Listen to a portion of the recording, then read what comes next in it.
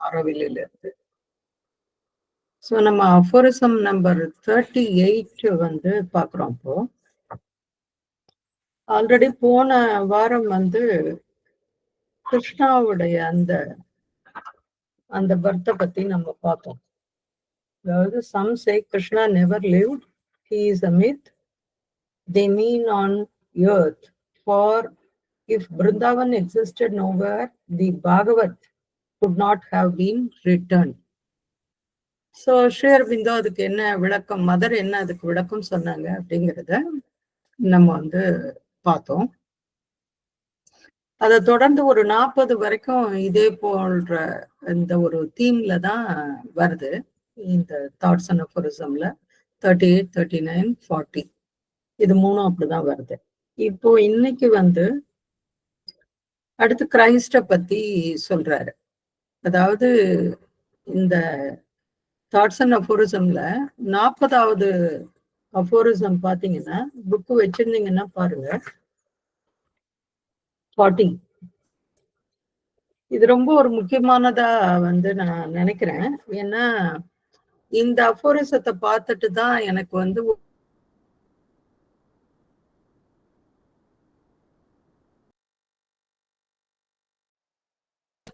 இந்த பர்டிகுலர் சென்டென்ஸை தேடுறேன். இதை வந்து நம்ம படிக்கிறதுக்கு அடுத்து உடனே இது வருது. இந்த 40வது வந்து ஒரு இன்ட்ரோடக்ஷன் மாதிரி படிக்கிறேன். ஏன்னா இது வந்து நம்முடைய இந்த வகுப்பிற்கு இது தேவையானதா இருக்கு. There are 4 very great events in history. அதாவது உலக வரலாற்றுல 4 முக்கியமான நிகழ்வுகள். The siege of Troy, the life and crucifixion of Christ, the exile of Krishna in Vrindavan, and the colloquy with Arjuna on the field of Kurukshetra. The siege of Troy created Hellas. The exile in Vrindavan created devotional religion. For before there was only meditation and worship.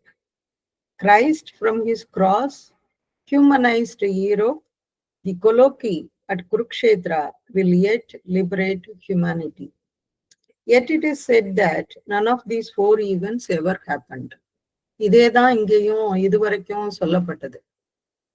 உலக வரலாற்றுல 4 விஷயங்கள் வந்து முக்கியமா நடந்தது அப்படிங்கிறத ஸ்ரீ அரபிந்தோ வந்து எழுதுறாரு. அந்த ஒரு சென்டென்ஸ்ல பலவிதமான விஷயங்கள் இருக்கு. அது நம்ம போக பார்க்கலாம். ஏன்னா அதுக்கு முன்னாடி இந்த கிரைஸ்ட பத்தி எப்படி கிருஷ்ணர்னு ஒருத்தர் இருக்கிறதெல்லாம் சும்மா கட்டுக்கதை அப்படி ஒண்ணு கிடையவே கிடையாது. பகவத்கீதான்னு ஒண்ணு கிடையவே கிடையாது. ஏன்னா அதுல இருக்கிற ஸ்லோகங்கள் எல்லாம் யாரோ ஒரு ரிஷி வந்து கிருஷ்ணர் சொன்னதா வந்து சுருகிட்டாங்க அப்படின்னு எல்லாம் நிறைய பலவிதமான கான்ட்ரவர்சிஸ் எல்லாம் இருக்கு. பட் அதுக்குள்ள நம்ம போக தேவையில்லை. ஏன்னா பகவத்கீதை அப்படிங்கிறது ஒரு முக்கியமான ஒரு விஷயத்தை வந்து சொல்லுது. அதாவது ஸ்வதர்மா அப்படின்ற ஒரு விஷயத்த ரொம்ப ஒரு ஹைலைட் பண்ணி காட்டுற ஒரு என்ன சொல்றது ஸ்கிரிப்சரா வந்து அது இருக்கு.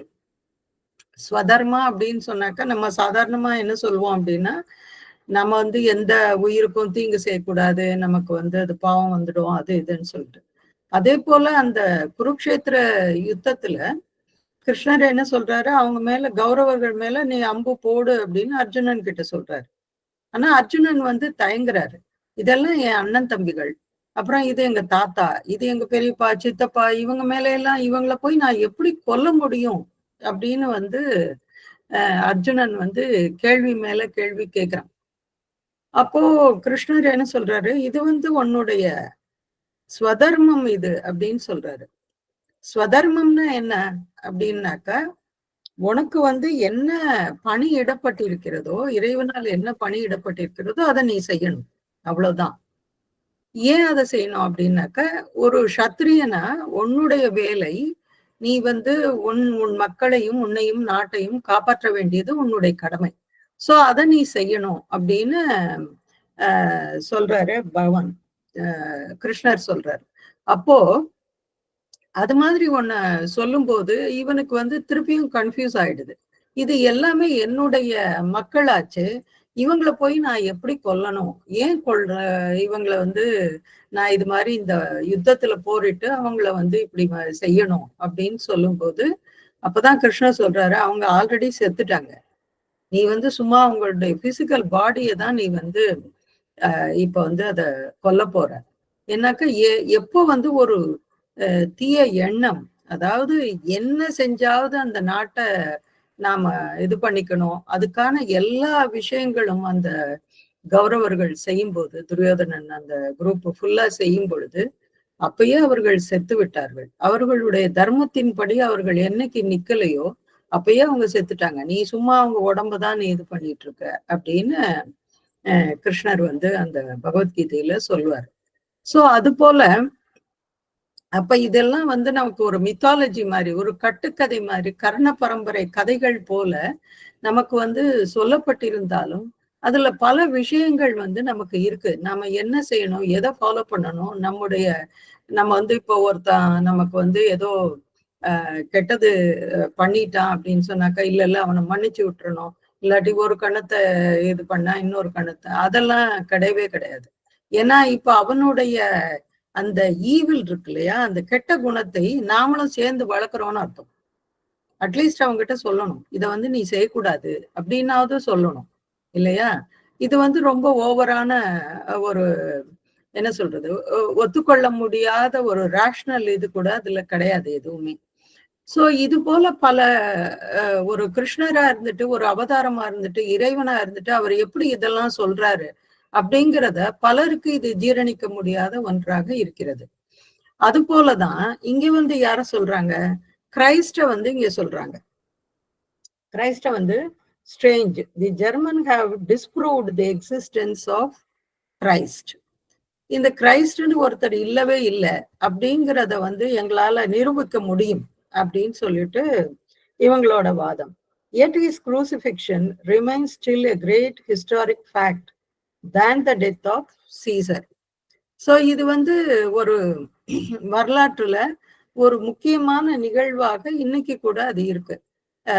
அதாவது சிலுவையில இயேசு கிறிஸ்துவை அறைந்தது அப்படிங்கிறது இன்னைக்கும் இது வந்து வரலாற்றுல இருக்கு.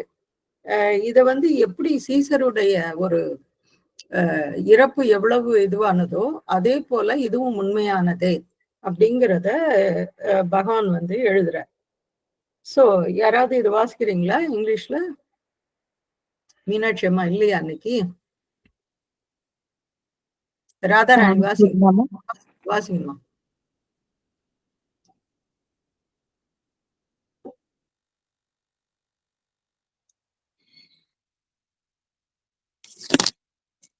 நான் படிக்கட்டாமா? ராதாராணி வாசிங்க. Oh, thank you. Strange, the Germans have disproved the existence of Christ, yet his crucifixion remains still a greater historic fact than the death of Caesar. To what plane of consciousness did Christ belong? In the essays on the Gita, Sri Aurobindo mentions the names of 3 avatars, and Christ is one of them. An avatar is an emanation of the Supreme Lord who assumes a human body on earth. I heard Sri Aurobindo himself say that Christ was an emanation of the Lord's aspect of love. The death of Caesar marked a decisive change in the history of Rome and the countries dependent on her. It was therefore an important event in the history of Europe. But the death of Christ was the starting point of a new stage in the evolution of human civilization. This is why Sri Aurobindo tells us that the death of Christ was of greater historical significance, that is to say, it has had greater historical consequences than the death of Caesar. The story of Christ, as it has been told, is the concrete and dramatic enactment of the divine sacrifice. The Supreme Lord, who is all light, all knowledge, all power, all beauty, all love, all bliss, accepting to assume human ignorance and suffering in matter in order to help man to emerge from the falsehood in which they live and because of which they die. Thank you, ma'am. Thank you. So தமிழ்ல யாராவது வாசிக்கிறீங்களா? வாசிக்கிறேன் madam. வாசிங்கம்மா Chitra. இது 40 தானே madam? 38. Okay madam, thanks madam. இது பெரிய வியப்பு. கிறிஸ்து என்று ஒருவர் இருந்ததில்லை என்று ஜெர்மானியர் நிரூபித்து விட்டனர். இருப்பினும் அவர் சிலுவையில் அறையப்பட்டது சீசரின் மரணத்தை விட பெரிய வரலாற்று நிகழ்ச்சியாகவே இன்றும் உள்ளது. கிறிஸ்து எந்த உணர்வு தளத்தை சேர்ந்தவர்? எஸ்ஸேஸ் ஆன் த கீதாவில் கீதை கட்டுரைகள் ஸ்ரீ அரவிந்தர் 3 அவதாரங்களின் பெயர்களை தந்துள்ளார். அந்த அவதாரங்களில் கிறிஸ்து ஒருவர் அவதாரம் புவியில் மனித உடலில் வரும் பரம்பொருளின் ஒரு விபூதி, எமனேஷன். கிறிஸ்து பரமனின் அன்பு அம்சத்தின் தெய்வ கூறு என்று ஸ்ரீ அரவிந்தரே சொல்ல கேட்டிருக்கிறேன். சீசருடைய மரணம் ரோமின் வரலாற்றிலும் அதை சார்ந்திருந்த நாடுகளின் வரலாற்றிலும் ஒரு முடிவான மாற்றத்தை குறித்தது. ஆகவே அது ஒரு முக்கியமான வரலாற்று நிகழ்ச்சியாகும். ஆனால் கிறிஸ்துவின் மரணம் மனித நாகரிகத்தின் பரிமாணத்தின் ஒரு புதிய கட்டத்தின் தொடக்கமாகும். அதனால் தான் ஸ்ரீ அரவிந்தர் கிறிஸ்துவின் மரணம் அதிக வரலாற்று முக்கியத்துவம் உடையது என்கிறார்.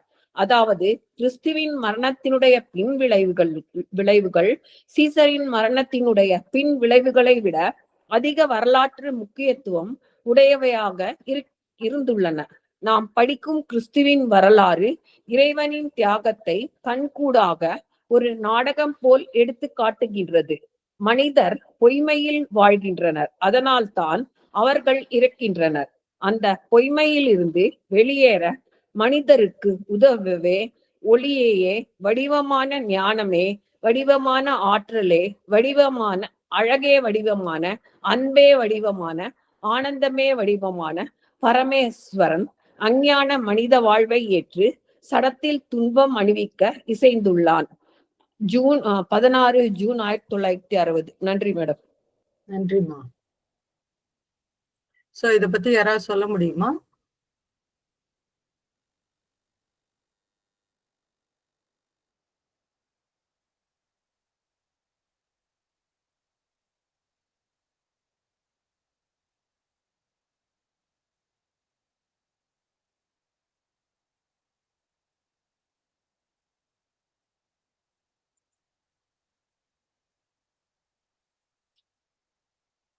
யாராவது?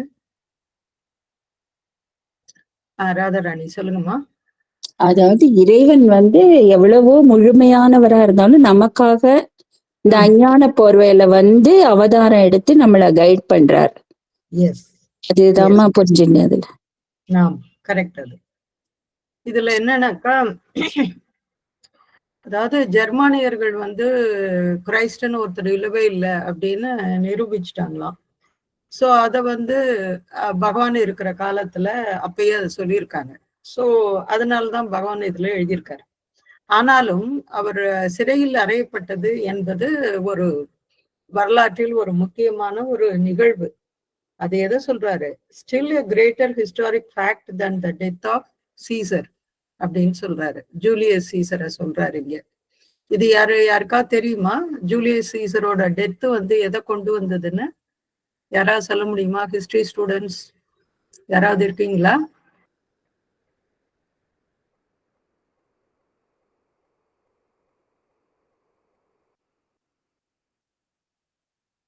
நீங்களே சொல்லுங்கம்மா ப்ளீஸ். ஓகே. அதாவது இவர் சீசர் ஒரு 8 வருஷம் அந்த ரோமோட ரிப்பப்ளிக்காக அவர் வேலை செஞ்சிருக்காரு. சோ இவருக்கு மேல ஒரு குற்றம் சுமத்தி ஒரு பாதி இந்த செனட்டர்ஸ்னு சொல்லுவாங்க, அவங்க இவர் மேல குற்றம் சுமத்தி இவரை இது பண்ணிட்டாங்க. அதாவது அசாசினேஷன், கொலை பண்ணிட்டாங்க. அப்படி பண்ணும்போது என்னாச்சு, அவருடைய சீசர் இறந்து போனதுனால திருப்பியும் அந்த கண்ட்ரிய மீட்டெடுக்க முடியல போல. அதுதான் அந்த ரோமானியர்களுடைய வீழ்ச்சிக்கு ஒரு காரணமாக இருந்தது. சீசரை இது பண்ணது. ஓகேவா? அந்த வகையில இது ஒரு முக்கியமான ஒரு ஈவென்ட். அதே போல இப்போ ஜீசஸ வந்து இது மாதிரி பண்ணது மனித குல வரலாற்றில் ஒரு அவேர்னஸ். ஏன்னாக்க எப்பயுமே ஒரு நம்ம மதர் கூட ஒரு இதை சொல்லியிருக்காங்க இல்லையா, அந்த மாதுளம் பூவை பத்தி ஒரு சின்ன ஸ்டோரி இருக்கு. யாருக்காவது தெரியுமா? சொல்ல முடியுமா? சொல்லுங்க சண்முகப்பிரியா. ஆமா, ஒரு தவம் செய்யற ஒருத்தர் வந்து பாலைவனத்துல அவர் வந்து எதுக்கோ பயந்து ஓடி ஓடி இது பண்ணும்போது முள்ளு போதற்குள்ள அவரு சிக்கிக்கிட்டு அதோடைய ரத்தம் வந்து அவருடைய கான்சியஸ்னஸா அப்படியே வந்து இறை அன்பா அது வந்து பொமகிரானேட் அந்த மலரா வந்து ஆனது. இதுல பாதி உண்மை, பின்பகுதி உண்மை, முன்பகுதி வந்து சரி கிடையாது. ஏன்னு சொன்னாக்கா அவர் வந்து ஒரு பெரிய ஆன்மீகவாதி. அவருடைய டீச்சிங்ஸ் வந்து பிடிக்காத ஆட்கள் இல்ல, எப்பயுமே இருப்பாங்கல்ல. அப்போ அவரை பிடிக்காத என்ன பண்றாங்க, அவரை வந்து ஏதாவது பண்ணணும் அப்படிங்கிற மாதிரி அவரை பாக்குறாங்க. சோ அவர் வந்து ஓடுறாரு, இவங்கள்ட்ட இருந்து தப்பிக்கிறதுக்காக அவர் ஓடுறாரு. ஓடும்போது அது ஃபுல்லா அது பாலைவனம், அதனால அங்க ஓடுறாரு, இவங்க துரத்துறாங்க. கடைசியில அந்த ஒரு முள் புதருக்கு கீழே போய் அப்படியே அவர் வந்து உட்காந்துக்கிறார். அது என்னன்னா சுத்தி வர மணலா இருக்கு, இவரால எங்கேயுமே வெளியவே போக முடியாது. ஆனா அந்த முள்ளு வந்து அவருடைய உடம்புல குத்தி குத்தி குத்தி குத்தி இது மாதிரி அவருடைய அந்த ரத்தமே வந்து அந்த மரத்துக்கு ஒரு போஷாக்கு மாதிரி ஆகி இந்த டிவைன் லவ் அப்படிங்கிற ஒரு விஷயத்த அந்த மலரை வந்து அது கொடுத்தது. சோ இதுதான் அந்த இதுக்கு பின்னாடி இருக்கிற அந்த கதை. அதே போலதான் இங்க வந்து ஜீசஸோட அவர் வந்து ஒரு அன்பின் அடையாளமாக அவதரித்தவர். அதாவது எசேசாந்த கீதாலங்க என்ன சொல்றாங்க, 3 அவதாரங்களை பத்தி பகவான் எழுதியிருக்காரு. அது என்ன யாராரு அப்படின்னு சொன்னாக்க பக்கம் 160 வருது. The divine manifestation of a Christ, Krishna, Buddha in external humanity has for its inner truth the same manifestation of the eternal avatar within in our own inner humanity. இவங்க 3 பேரும் ஒரு மனிதர்களாக வந்து மனித உருவில் வந்த அவதாரங்கள், அதாவது விபூதிகள் அப்படின்னு இதுல வந்து குறிப்பிடுறாரு. யாரார? கிரைஸ்ட், கிருஷ்ணா, புத்தா. இந்த 3 பேரும் தான் அந்த எசேசாந்த கீதால சொல்லப்பட்ட அவதாரங்கள். So 3 avatars and Christ is one of them. An avatar is an emanation of the Supreme Lord. அதாவது ஒரு அந்த பரம்பொருளோட ஒரு விபூதி இவங்க எல்லாரும். அந்த பரம்பொருளே இல்ல, அதனுடைய அம்சத்தை தாங்கியவர்கள். அதே மாதிரி இந்த சுப்ரீம் புக்ல கூட மதர் சொல்லுவாங்க, நீங்க ஸ்ரீ அரபிந்தோ வந்து பரம்பொருளா அப்படின்னு சொன்னாக்க he is an emanation, a portion of the supreme அப்படின்னு மதர் சொல்லியிருப்பாங்க. அதே போலதான் இங்கே சொல்றாங்க mother. So who assumes a human body on earth? இந்த புவிமியல வந்து ஒரு மனித வடிவில் வந்தவர்கள். I heard Sri Aurobindo himself say that Christ was an emanation of the Lord's aspect of love. ஒரு அன்பின் அம்சமாக இங்க வந்து அவதரித்தவர் அவர். The death of Caesar marked a decisive change in the history of Rome. அதுக்கப்புறம் தான் அந்த ரோமானியர்களுடைய வீழ்ச்சி அப்படிங்கிறது இந்த சீசருடைய இறப்பிற்கு அப்புறம் தான் அது வந்து ஆரம்பமாச்சு. And the countries dependent on her. It was therefore an important event in the history of Europe. But the death of Christ was the starting point of a new stage in the evolution of human civilization. அதாவது இத வந்து இந்த காட்டி கொடுக்கிறது இதெல்லாம் வந்து சாவித்திரியில நிறைய இடத்துல வந்து கிரைஸ்ட பத்தின ஒரு குறிப்புகள்லாம் போன வாரமே நம்ம பார்த்தோம். அதை விட அதிகமான குறிப்புகள் கூட இருக்கு. ஈவன் அந்த கதைகள் கூட சின்ன சின்ன சென்டென்ஸ்ல வந்து ஸ்ரீ அரபிந்தோ சொல்லியிருப்பாரு. ஒரு காசை வாங்கிட்டு காமிச்சு கொடுத்துட்டாங்க அப்படிங்கிற மாதிரி எல்லாம் சில இடங்கள்ல வந்து வரும் சாவித்திரியில. அது ஏன் நடந்தது அப்படின்னா, அந்த ஒன் ஆஃப் த அந்த டிசைபிள்ஸ் இல்ல, அவங்க சீடர்கள், இயேசு கிறிஸ்துவினுடைய சீடர் ஒருவர் வந்து போய் சொல்லிடுறாரு, இது மாதிரி இந்த இடத்துல அவங்க தங்கி இருக்காங்க அப்படின்னு சொல்லிட்டு அப்பதான் வந்து அவரை கேப்சர் பண்றாங்க. அந்த சப்பர்னு சொல்லுவாங்கல்ல, அதுக்கு என்ன இது சொல்லுவாங்க, the great supper, great supper, அந்த இத சொல்லுவாங்க. அதுக்கு முந்தின நாள் நடந்தது அது. சோ இது மாதிரியான பல விஷயங்கள்.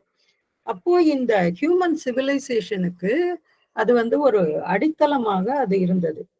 This is why Sri Aurobindo tells us that the death of Christ was of greater historical significance.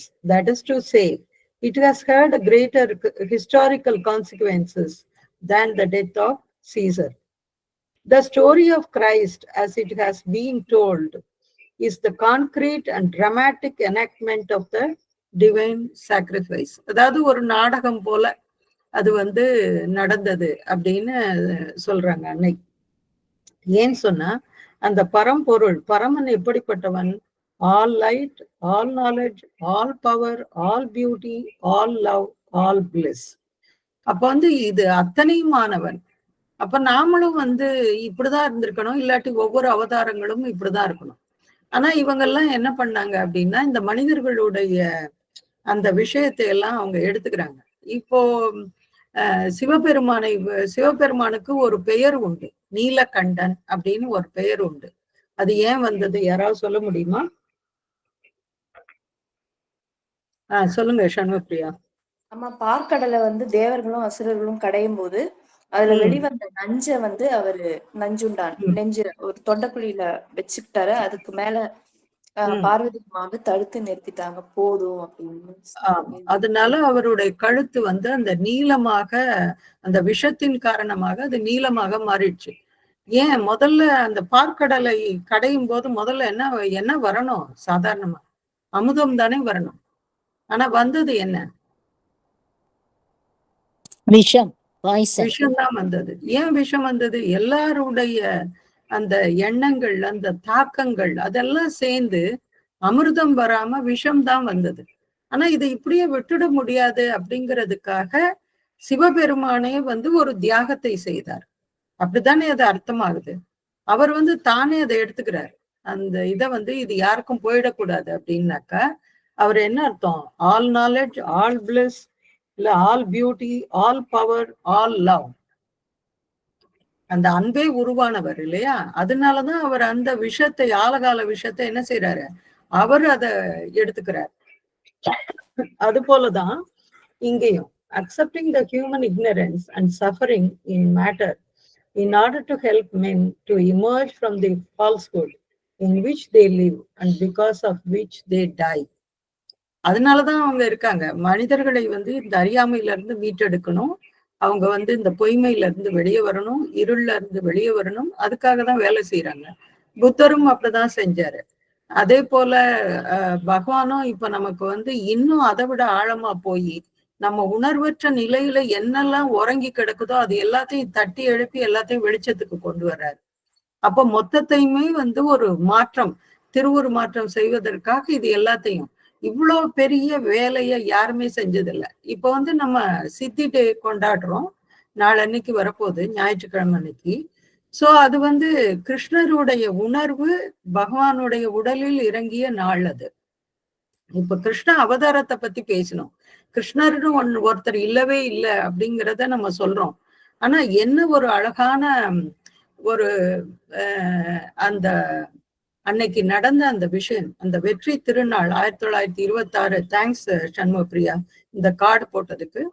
November 24, 1926 அன்று என்ன நடந்தது, இல்லாட்டி அதுக்கு ஒரு வாரத்திற்கு முன்பிருந்து என்ன நடந்தது அப்படிங்கிறத வந்து அத படிக்கும் பொழுது ஏபி புராணியோட இதுல இருக்கு, அதை படிச்சு பாருங்க, ரொம்ப நல்லா இருக்குது.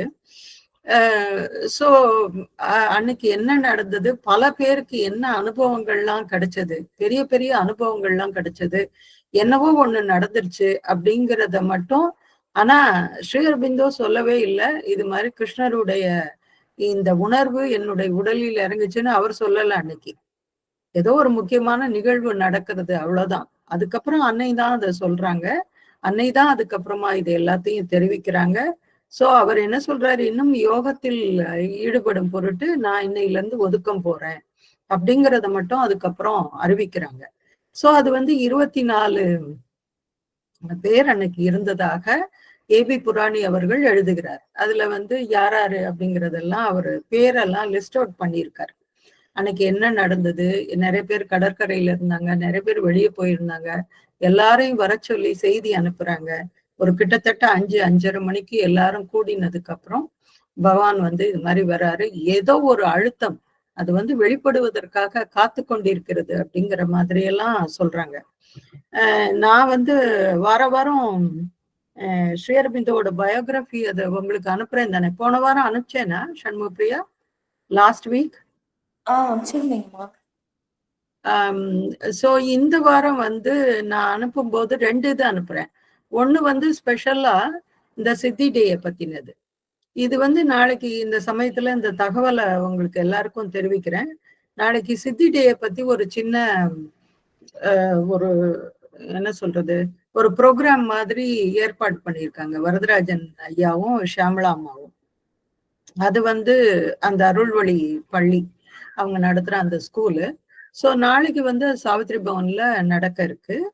அதுல வந்து இந்த சித்தி டேய பத்தி சொல்லும்படி என்னை கேட்டுக்கிட்டாங்க. அப்ப எனக்கு இதை ப்ரிப்பேர் பண்றதுக்கோ என்னத்துக்கும் அதுக்கெல்லாம் டைம் இல்லை. பட் ஆல்ரெடி இந்த 30 செஷன்ல இது ஒரு செஷன். சோ இதையே வந்து நாளைக்கு பகவானுடைய இதே போட்டோ, அதுக்கப்புறம் இன்னும் கொஞ்சம் போட்டோஸ் அதெல்லாம் போட்டு ஒரு ப்ரெசன்டேஷனா நாளைக்கு கொடுக்க போறேன் நானு. சோ அந்த பர்டிகுலர் இதை வந்து உங்களுக்கு ஷேர் பண்றேன். என்னோட ஆடியோ, அதே சமயத்துல அந்த சப்டைட்டில்ஸ் சொல்லுவோம் இல்லையா, அந்த டெக்ஸ்ட் அதுவும் வந்து அந்த வீடியோல ஓடும். பிளஸ் மதர் ஸ்ரீ அரபிந்தோ போட்டோஸும் நடுவுல வரும். அதை நான் வந்து ஷேர் பண்றேன், நாளைக்கு ஷேர் பண்றேன். ஏன்னா நாளைக்கு தான் அந்த ப்ரோக்ராம். அது முடிஞ்ச உடனே நான் உங்களுக்கு எல்லாருக்கும் இந்த குரூப்ல போடுறேன், நீங்க கேளுங்க. அப்போ இது வந்து எவ்வளவு உண்மையான ஒரு விஷயம் சொல்லுங்க சண்முகப்பிரியா. 15ஆம் தேதி ஷேர் பண்ணிருக்கீங்கம்மா. 15ஆம் தேதி ஷேர் பண்ணிருக்கேன். ஓகே, நான் இதை வந்து அடுத்த எபிசோடு இப்ப போட்டுறேன் நானு. இந்த 24ஆம் தேதியோடது நான் 24ஆம் தேதி அன்னைக்கு போடுறேன், எல்லாருக்கும் ஷேர் பண்றேன். தர்ஷன் டே ஒரு கிஃப்டா வந்து எல்லாருக்கும் அதை எல்லார்கிட்டையும் ஷேர் பண்றதுல எனக்கு ரொம்ப சந்தோஷம். அதுதான் என்னோட பிளானும் கூட. சோ அதை நாளைக்கு பண்றேன் நான். இது மாதிரி முக்கியமான விஷயங்கள், நிகழ்வுகள் நடந்த இடம் அந்த நம்மளுடைய ஆசிரம் இல்லையா. சோ அவங்க ஏன் வந்தாங்க அப்படின்னு சொன்னாக்க, இது மாதிரி நம்மளை கொஞ்சமாவது இதுல இருந்து வெளியேற்றணும். கொஞ்சமாவது இந்த அன்றாட வாழ்க்கை இது கொடுக்கும் அழுத்தம் இல்லாட்டி இதுலயே உழந்தே கிடக்காம கொஞ்சம் மேல வரணும். நாமளும் வந்து அந்த இறைவனை நோக்கி இன்னும் நம்முடைய பயணத்தை தொடர வேண்டும். இதுல அட்லீஸ்ட் இந்த பிறவிலையாவது இன்னும் கொஞ்சம் அதிகமா செய்யலாம். இதுக்கெல்லாம் தான் அவங்க வந்து இங்க வந்தாங்க. அன்னையும் ஸ்ரீ அரவிந்தரும் இங்க வந்தாங்க இல்லையா. சோ அததான் இங்க வந்து இது குறிக்குது. அப்போ பகவானும் வந்து நம்ம அவதாரமா நம்ம சொல்றோம். ஏன்னா புத்தருக்கு அப்புறம் இருக்கிற அவதாரம் யாரு அப்படின்னு சொன்னாக்க பகவான் தான். இல்லாட்டி கிருஷ்ணருக்கு அப்புறம் இருக்கிற அவதாரம் யாருன்னாக்க நம்முடைய பகவான் தான். சோ அதனாலதான் அன்னையே சொன்னாங்க, நான் வந்து கிருஷ்ணா அப்படின்னு அவங்க ஒவ்வொரு முறையும் பகவானை வந்து தன்னுடைய கனவில் பார்க்கும் பொழுது கிருஷ்ணா என்று கூப்பிட்டதற்கு காரணமும் அதுதான். சோ இதெல்லாம் முன்னாடியே வந்து அன்னைக்கும் தெரிஞ்சிருக்கு. அவர் வந்து கிருஷ்ணருடைய அவதாரம்ங்கிறது. கிருஷ்ணர்னா யாருன்னு அவ்வளவா தெரியாத ஒரு நிலையில இருந்தார் அன்னை. ஆனா அப்பயே அவருக்கு தோணுது காரணமே இல்லாமல் பகவானை பார்த்த உடனே கிருஷ்ணான்னு சொல்லணும்ட்டு. சோ இதுதான் இதனுடைய தாத்பரியம். அப்போ அவர் யாரு அப்படின்னாக்க கிருஷ்ணருடைய அடுத்த ஒரு நிலையில நம்மிடையே வந்த அவதாரம் அவர். சோ இது வந்து ரொம்ப ஒரு பொருத்தமான இதுவும் கூட. இது இந்த சமயத்துல ஒரே ஒரு பெக்யூலியரான விஷயத்தையும் உங்கள்கிட்ட ஷேர் பண்ணிக்கலான்னு பாக்குறேன். இந்த நாளைக்கு இந்த பிரசன்டேஷனுக்கு என்ன செய்யலாம் அப்படின்னு சொல்லிட்டு யோசிச்சப்ப நீங்க எதான இது பண்ணுங்க அப்படின்னு சொன்னாங்க. சரின்னு சொல்லிட்டேன். எனக்கு என்ன பண்றதுன்னு தெரியல. பட் கடைசியில ஒரு ஐடியா தோணுச்சு. ஓகே, இந்த எபிசோடையே எடுத்து ஒரு வீடியோ மாதிரி போட்டுடலாம் அப்படின்னு சொல்லிட்டு அதுவும் ஒரு எனக்கே தோணுச்சு. அப்புறமா அதை வந்து ஒர்க் அவுட் பண்ணேன் நானு. அந்த டெக்ஸ்ட தேடும் பொழுது யூ ஒன்ட் பிலீவ், இந்த பர்டிகுலர் செஷன் வந்து 24வது செஷன். என்ன ஒரு ஒரு எனக்கு என்ன சொல்றதுனே தெரியல. அது வந்து 24வது செஷனா போயிடுச்சு. அது 30 செஷன்ல 24வது. சோ பகவான் இதை விட நமக்கு வேற எப்படி தன்னுடைய கருணையை காட்ட முடியும் இல்லையா? ஒரு நிமிஷம் அப்படியே அசந்து போயிட்டேன் நானு. 24 இதுவும் அப்படின்ட்டு. அது எதேச்சியா அது மாதிரி அமைஞ்சது போல இருக்கு. நான் அதை வந்து கோத்ரூ பண்ணல. நிறைய நாள் ஆச்சு அது. இந்த ஒரு ப்ரோக்ராமுக்காக திருப்பியும் அதை கோத்ரூ பண்ணும்போது I found that. So that is very interesting. So அடுத்த அஃபோரிசம் பார்க்கலாம். யாரு ரீட் பண்றீங்க? யாராவது ரீட் பண்ணுங்க. லக்ஷ்மி ரீட் பண்றீங்களாமா? பண்றேம்மா. பண்ணுங்க. Number thoughts and aphorisms number 39. Sometimes one is led to think that only those things really matter which have never happened, for beside them most historic achievements seem almost pale and ineffective. I would like to have an explanation of this aphorism. Sri Aurobindo, who had made a thorough study of history, knew how uncertain are the data which have been used to write it. Most often, the accuracy of the documents is doubtful, and the information they supply is poor, incomplete, trivial, and frequently distorted. As a whole, the official version of human history is nothing but a long, almost unbroken record of violent aggressions, wars, revolutions, murders, or colonizations. True, some of these aggressions and massacres have been adorned with flattering terms and epithets. They have been called religious wars, holy wars, civilizing campaigns, but they nonetheless remain acts of greed or vengeance. Rarely in history do we find a description of a cultural, artistic, or philosophical outflowering. That's why, as Shinto says, all this makes a rather dismal picture without any deep significance.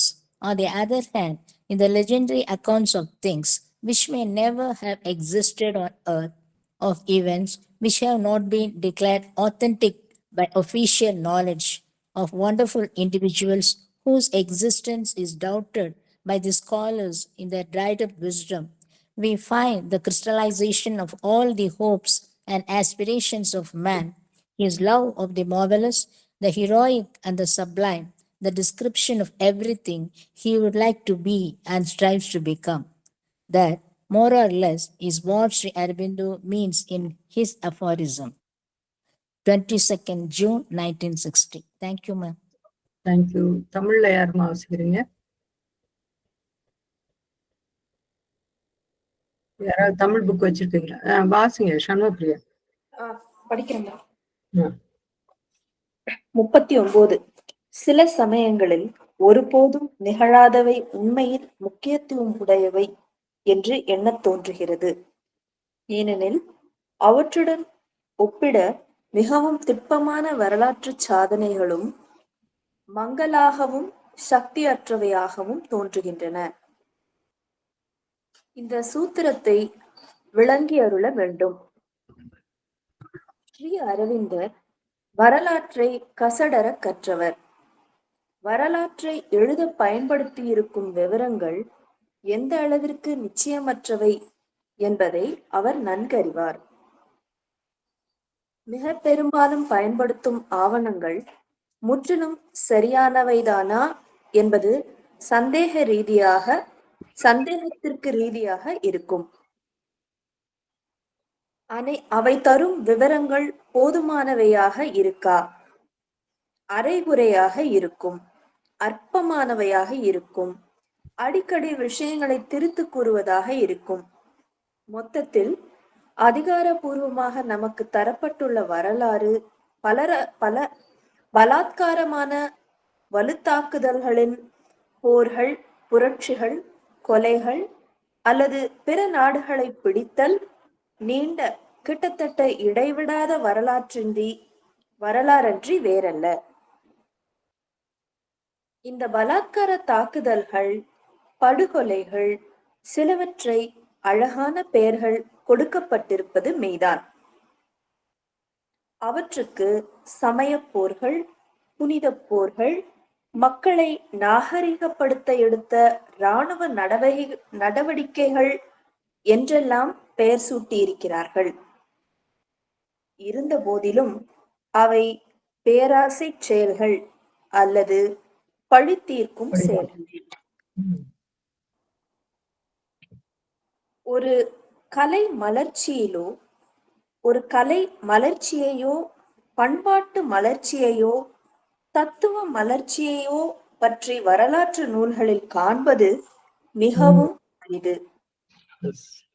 அதனால்தான் ஸ்ரீ அரவிந்தர் வரலாற்று செய்திகள் எவ்வித ஆழ்ந்த உட்பொருளும் அற்றவையாய் இருண்ட காட்சியாக உள்ளன என்று கூறுகிறார். இதற்கு மாறாக ஒருவேளை பூமியில் ஒருபோதும் இருந்திருக்கவே செய்யாதவை அதிகாரபூர்வமாக உண்மை நிகழ்ச்சிகள் என்று ஏற்றுக்கொள்ளப்படாதவை பற்றிய செய்திகளில் ஆராய்ச்சி வல்லுநர்களின் வறண்ட அறிவுக்கு அவர்கள் இருந்ததே சந்தேகமாக தோன்றும் ஆச்சரியமான மனிதர்களை பற்றிய செய்திகளில் மனிதனுடைய எதிர்பார்ப்புகள், ஆர்வங்கள் அற்புதமானவை, வீரம் மிக்கவை, விழுமியவை ஆகியவற்றின்பால் அவனுக்குள்ள பற்று ஆகியவை ஒரு நிலையான உருப்பெற்றிருப்பதை காண்கிறோம். அவன் என்னவெல்லாமாக இருக்க விரும்புகிறானோ, என்னவெல்லாமாக முயல்கிறானோ அவற்றின் வர்ணனைகளை காண்கிறோம்.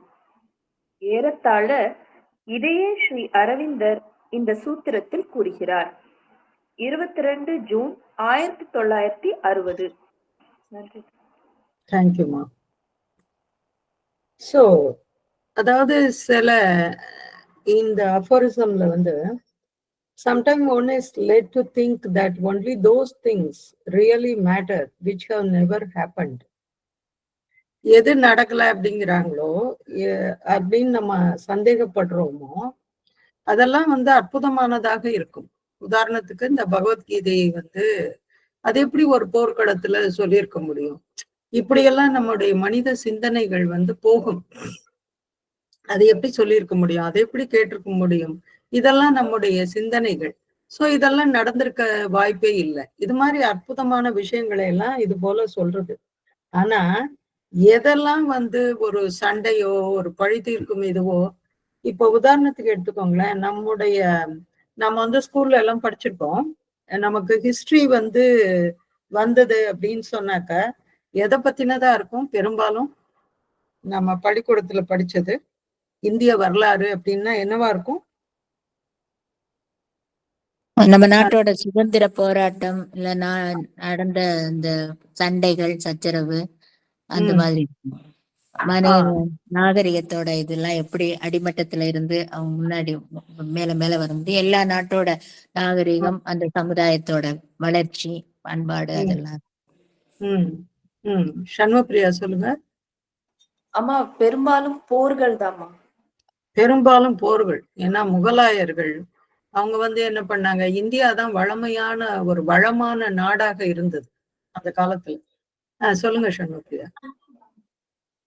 ஆமா ஆமா இல்ல ஹேண்ட் ரைஸ் பண்ணீங்க. ஆமாமா. இப்ப நியூஸ் சேனல் நம்ம திருப்பினாலுமே இதேதான், நம்ம சர்ச்சை, அங்க பிரச்சனை, இங்க கல்லடி, இங்க ஏதாவது நல்ல விஷயங்களை ப்ரொஜெக்ட் பண்ணி கலாரசனையோட சொல்ற மாதிரி அதெல்லாம் ஊக்குவிச்சு அதை கான்சென்ட்ரேட் மீடியா பண்ணாது.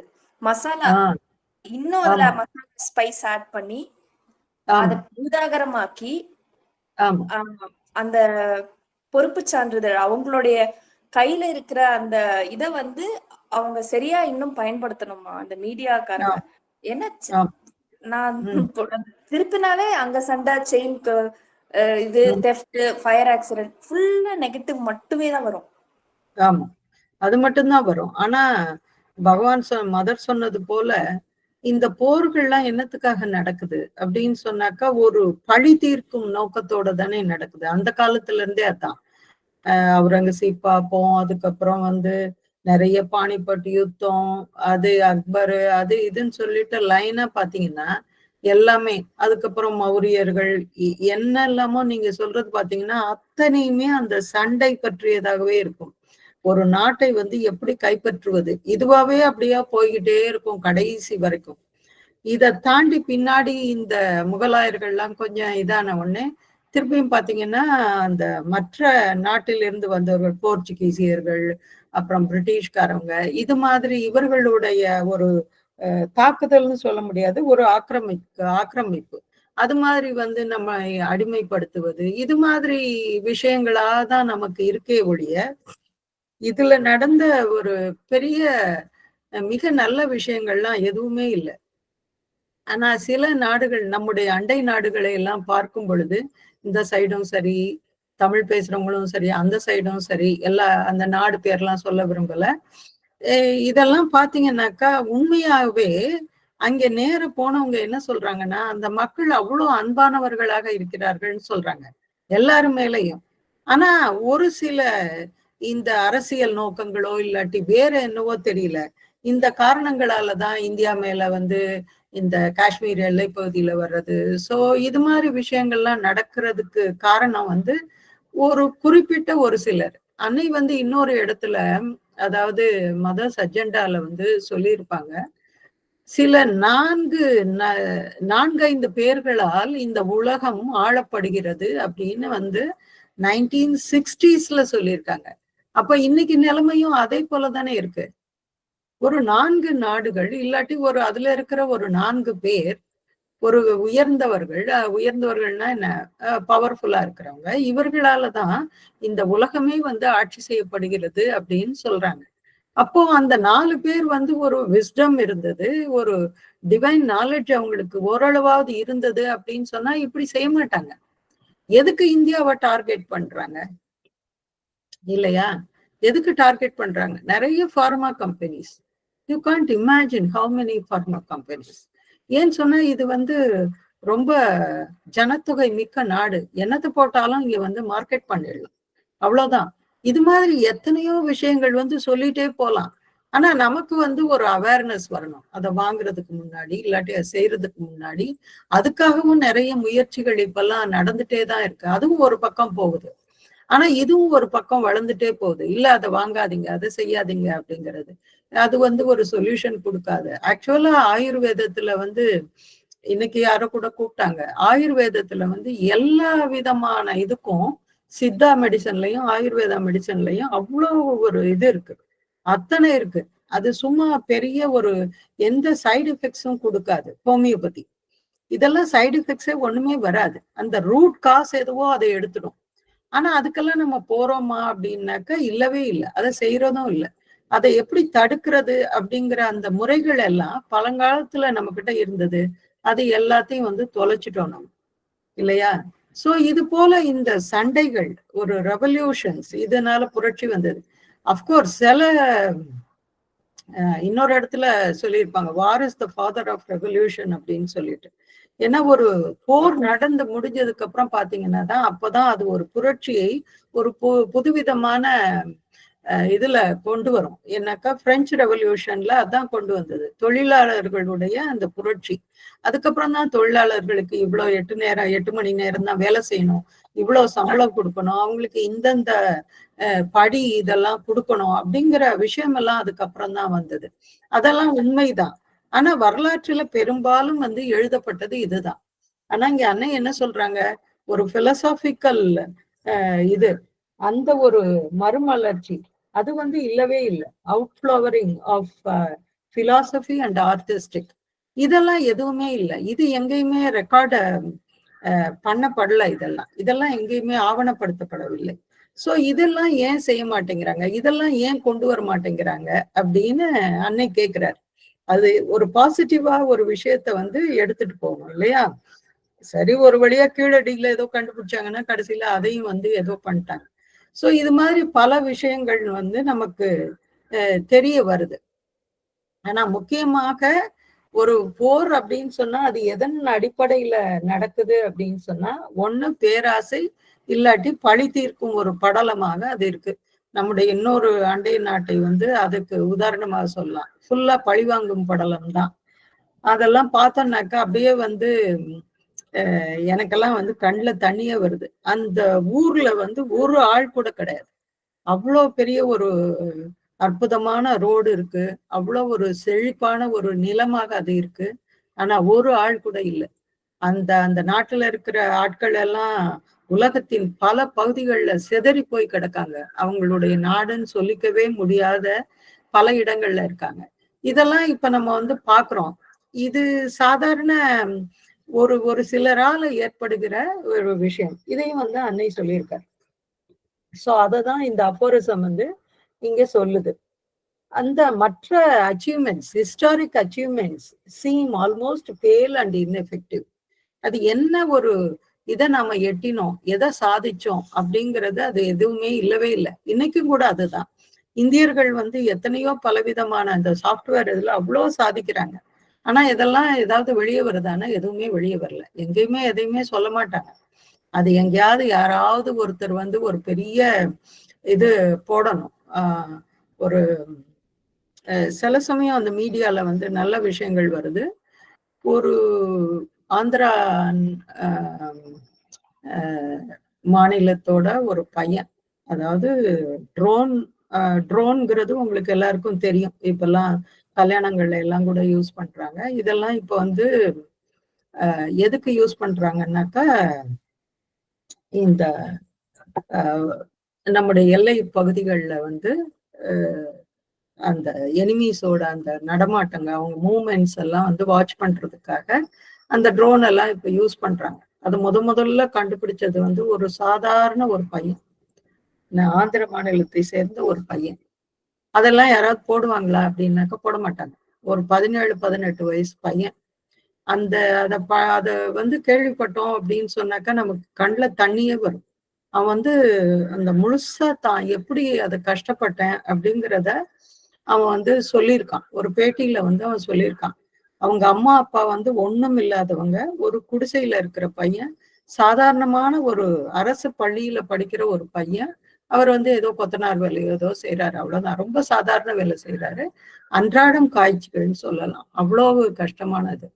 ஆனா இவனுக்கு ஒரு ஆசை, ஏதாச்சும் இவனுக்கு வந்து ஒரு ஐடியா, இது மாதிரி மேல இருந்து ஒண்ணு பார்க்கணும். மேல இருந்து வந்து இப்ப கேமரா நம்ம கையில வச்சிருக்கோம், மேல இருந்து ஒண்ணு ஏதாவது இத வந்து ஒரு ஐடியாவை வந்து அவன் மனசுல வச்சுக்கிறான். வச்சுக்கிட்டு அவன் என்ன பண்றான், அவனே வந்து ஒரு இதை வந்து உருவாக்குறான். என்னென்ன அதுல இருக்கணும், ஒரு கேமரா இருக்கணும், அப்புறமா வந்து அது மேல பறக்கிறதுக்கான ஃபேன் இருக்கணும், அது வந்து கீழே இருக்கிறதோட அது கனெக்ட் ஆகிருக்கணும். இது மாதிரி பல விஷயங்களை வந்து இன்டர்நெட் மூலமா தேடி தேடி தேடி தேடி எல்லாத்தையும் ஒரு கம்பைல் பண்ணி வச்சுக்கிறான். தன்னோடது எப்படி ஆர்கனைஸ் பண்ணணும், எப்படி அந்த இன்ஸ்ட்ருமெண்ட்டை உருவாக்கணும், ஒரு ட்ரோனை எப்படி உருவாக்கணும் அப்படிங்கிறத அவன் வந்து மைண்ட்ல வச்சுக்கிறான். வச்சுக்கிட்டு என்ன பண்றான், இப்ப காசு கிடையாது, அவனுக்கு படிக்க வைக்கவே காசு கிடையாது. கிழிச்ச சட்டை யூனிஃபார்ம் போட்டுட்டு போற பையன் அவன். அப்போ அவன் என்ன பண்றான் அப்படின்னு சொன்னாக்கா, இந்த பழைய இரும்பெல்லாம் இது விலைக்கு போடுவாங்க இல்லையா, அந்த யார்டுக்கு போய் இவன் தேடுறான்.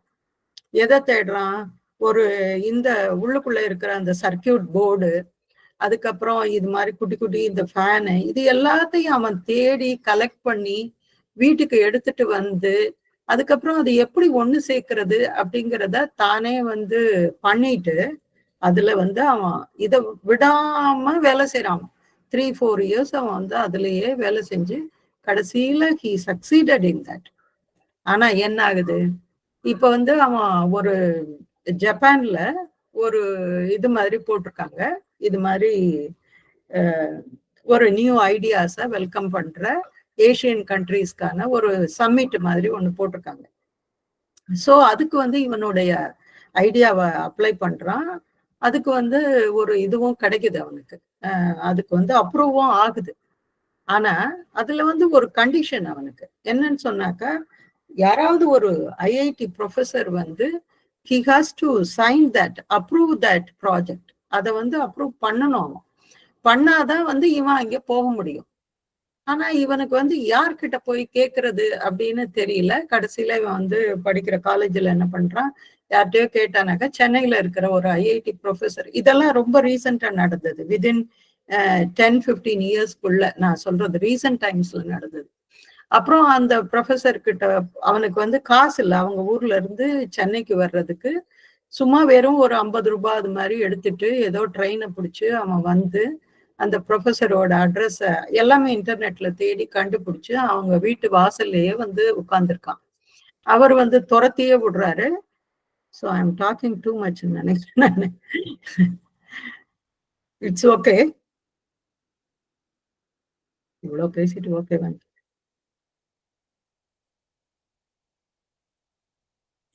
இது ஓகேவா? Yes, ma, we are getting more information from you, ma. Thank you, ma, first அதுக்கு. சரி, ஓகே. என்னக்கா நான் பட் நிறைய சொல்லிட்டே ஒரு கதை சொல்லிட்டே போறேன்னு நினைக்கிறேன். But it will be useful இல்ல? எவ்வளவு பெரிய விஷயங்கள்லாம் இங்க நடக்குதுன்னு சொல்றது தெரிஞ்சுக்க வேண்டிய விஷயம்மா இது. தெரிஞ்சுக்க வேண்டிய விஷயம். ஆமா, அந்த பையன் என்ன பண்றான், ஒரு மினிமம் அமௌண்ட் எடுத்துட்டு அவன் இங்க வரான். சோ அவர் வந்து துரத்தி விடுறாரு. பட் அவனுக்கு வந்து கடைசியில ஒரு டீ வாங்குறதுக்கு கூட அவன்கிட்ட காசு இல்லை. திருப்பியும் அவன் வந்து முயற்சி பண்றான். கடைசியில அவர் வந்து அப்ரூவ் பண்றாரு, போனா போகுதுன்னு சொல்லிட்டு அப்ரூவ் பண்றாரு. So now he got it, இதை வந்து அப்ரூவல் வாங்கிட்டார். இப்ப வந்து அவர் பாஸ்போர்ட் வாங்கணும், விசா வாங்கணும், டிக்கெட் அரேஞ்ச் பண்ணணும், ஜப்பானுக்கு போகணும், என்ன பண்றதுன்னு தெரியல. So again he need money. அப்போ அவங்க அந்த ஸ்கூல் வாத்தியாரு இது மாதிரி கொஞ்சம் கொஞ்சம் எல்லாரும் ஹெல்ப் பண்றாங்க. ஸோ அவன் வந்து ஒரு மினிமம் ஒரு ட்ரெஸ்ஸோட அவன் வந்து ஜப்பானுக்கு வந்து போறான். இதுல என்ன அப்படின்னு சொன்னாக்கா, அவன் அந்த ஒரு மாடல் ரெடி பண்ணான் இல்லையா, அது ஒரு பெரிய பேக்கேஜ். அது அந்த பேக்கேஜை வந்து அத ஃபிளைட்ல இது பண்ணிட்டு புக் பண்ணிட்டு அவன் போறான். இவன் ஜப்பான் போய் இறங்கினா, டோக்கியோல போய் இறங்கினாக்கா அந்த பார்சலும் வருது. இப்ப வந்து அவன் அந்த இந்த டோக்கியோல அவன் இறங்கின இடத்துக்கும் அந்த சமிட் நடக்கிற இடத்துக்கும் ரொம்ப ஒரு பெரிய டிஸ்டன்ஸ்.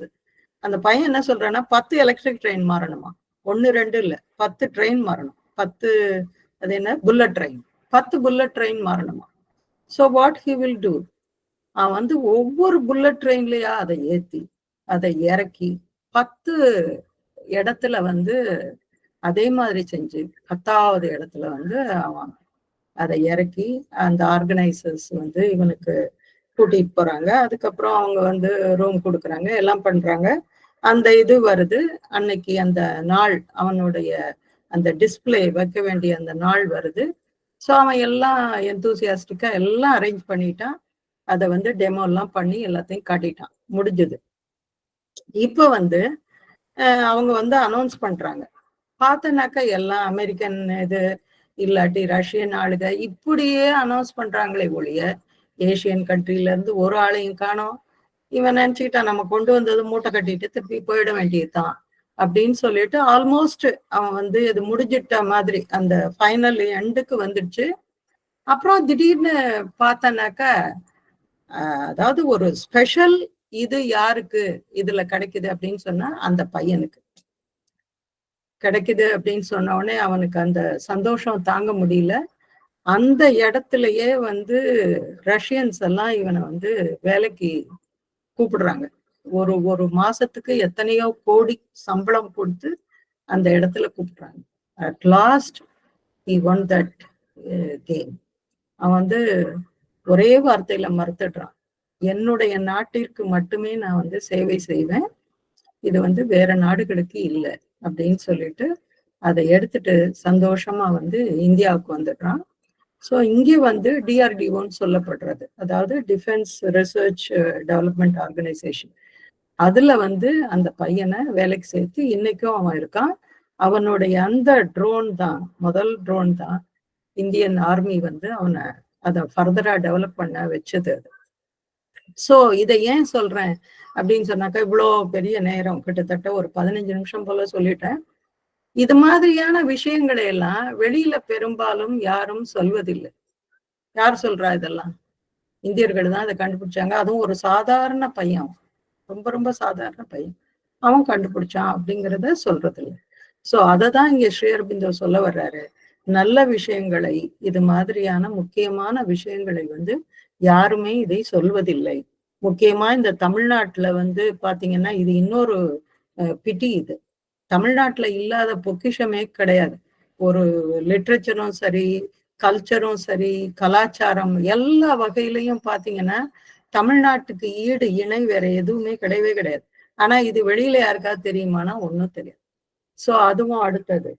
அது மாதிரியான விஷயங்கள் இந்த வரலாற்றில் இது எழுதப்பட வேண்டும். அததான் இங்க ஸ்ரீ அரபிந்தோ சொல்றார். That is why Sri Aurobindo says, all this makes a rather dismal picture without any deep significance. இதுல ஏதாவது ஒரு முக்கியத்துவம் இருக்குமா அப்படின்னா எதுவுமே இல்லை.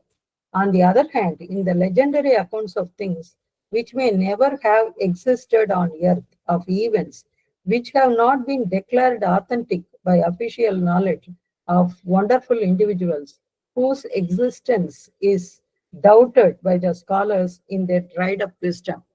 கொஞ்ச நாள் ஆச்சுன்னா என்ன பண்றாங்க, அங்க யாரு உட்கார்ந்துருக்காங்களோ அவங்க எல்லாம் இதெல்லாம் ஒண்ணுமே இல்லை அப்படிங்கிற மாதிரி எல்லாம் சொல்லி கடைசியில இது ஒரு பெரிய கொஸ்டின் மார்க்கா இத ஆக்கிடுறாங்க. சோ அததான் இந்த அஃபோரிசம்ல சொல்ல வர்றாரு. ஓகேவா? அடுத்தது 40 யாரு வாசிக்கிறீங்க?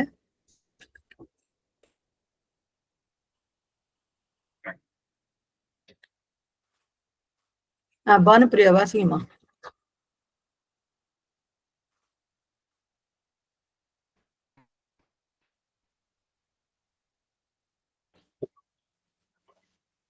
வாசிங்க பானுப்பிரியா. சாரிமா, அன்மியூட் பண்ணாம படிச்சிட்டேன். 40. There are 4 great events in history: the siege of Troy, the life and crucifixion of Christ, the exile of Krishna in Vrindavan, and the colloquy with Arjuna on the field of Kurukshetra. The siege of Troy created Hellas. The exile in Vrindavan created devotional religion. For before, there was only meditation and worship. Christ from his cross humanized Europe. The colloquy at Kurukshetra will yet liberate humanity. Yet it is said that none of these 4 events ever happened. 1. Were the meditation and worship of former times the same as those of today? 2. What does this mean? The colloquy of Kurukshetra will yet liberate humanity? 1. In ancient times, as in our own day, each religion had its own particular kind of meditation and worship. And yet, everywhere, always, meditation is a special mode of mental activity and concentration. Only the details of the practice vary. Worship is a series of ceremonies and rites that are scrupulously and exactly performed in honor of a deity. Here, Sri Aurobindo refers to the worship and meditation of ancient India in Vedic and Vedantic times. 2. The colloquy of Kurukshetra is the Bhagavad Gita. Sri Aurobindo considers the message of the Gita to be the basis of the great spiritual movement which has led and will lead humanity more and more to its liberation. That is to say, to its escape from falsehood and ignorance towards the truth.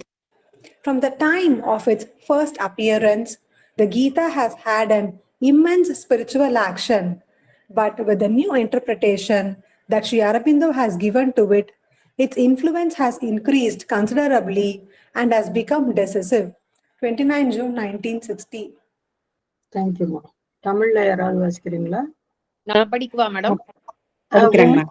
Uma படிங்க. சரி okay madam. வரலாற்றில் 4 மிக பெரிய நிகழ்ச்சிகள் உள்ளன.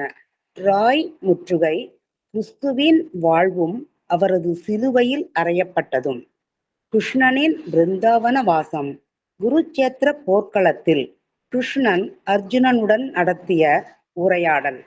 TRAI முற்றுகை கிரேக்க நாகரிகத்தை உண்டாக்கிற்று. பிருந்தாவன வனவாசம் பக்தி மதத்தை தோற்றுவித்தது. ஏனெனில் அதற்கு முன் தியானமும் பூஜையும் தான் இருந்தன. சிலுவையில் தொங்கிய கிறிஸ்து ஐரோப்பாவை நாகரிகப்படுத்தினார். குருச்சேத்திர உரையாடல் மனித இனத்திற்கு விடுதலை அளிக்கும்.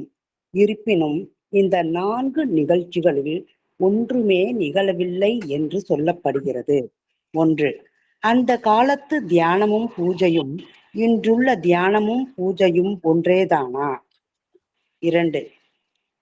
குருச்சேத்திர உபதேசம் மனித இனத்திற்கு விடுதலை அளிக்கும். இதன் பொருள் என்ன?